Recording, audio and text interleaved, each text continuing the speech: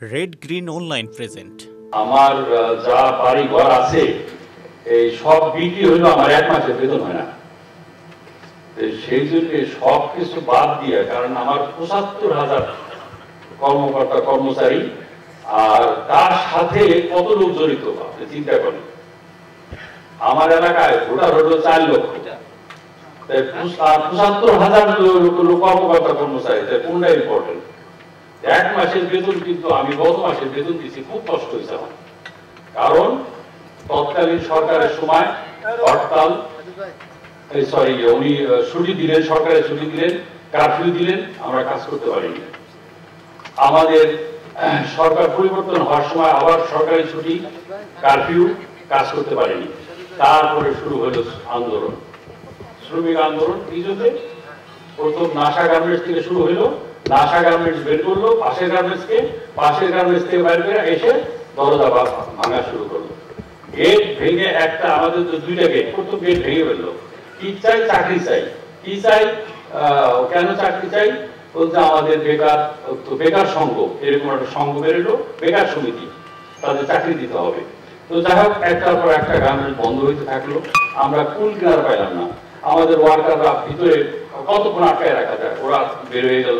অনেকে প্রেগনেন্ট মহিলা আছে, তাদের তো নিরাপদ আস্তে আস্তে যেতে হয়। তো যাই হোক, এরকম একটা চলতে থাকলো। আমরা জানি না, আমাদের ওয়ার্কারও জানে না কেন এরকম হচ্ছে। তারপরে জানার চেষ্টা করলাম, শ্রমিক নেতৃবৃন্দকে নিয়ে বসলাম, বসার পরে বিজিবিতে আসলাম। তখনও আর্মি সরাসরি পূর্ণাঙ্গ অর্গানাইজ হয়ে সারে নাই, পুলিশ বাহিনী তো খুবই অনেকের পোস্টিং নাই, কোথাও নাই, কোনো হেল্পই পাচ্ছিলাম না। তখন সেনাবাহিনী তারা যত পাশে অন্ত দাঁড়ায়, আসতে তো সময় লাগে, আর এসেও তারা বলে স্টাফদেরকে মারে, এবং এমন কোনো ফ্যাক্টরিতে নাই তার স্টাফদেরকে মারেন। আজকেও ভয়ে এই ডেকো গার্মেন্টস খুলে নেয় যে ভাই আমার স্টাফদেরকে মনোবল ভেঙে গেছে, আমি আর পড়াইতে পারছি না।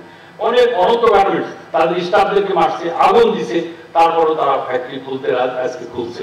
তো অনেক সমস্যা দীর্ঘদিনের, এটা কোনো দাবি দেওয়া না।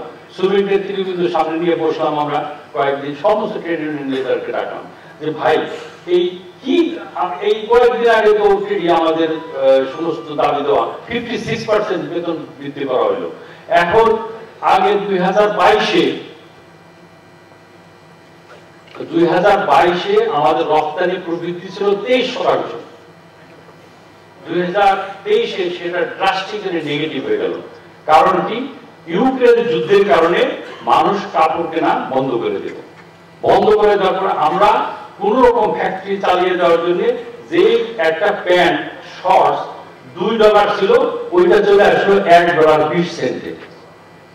যেটা $2 কাপড় চোপড় সমস্ত কিছু, সেখানে আমার জন্য আছে হয়তো 10 সেন্ট।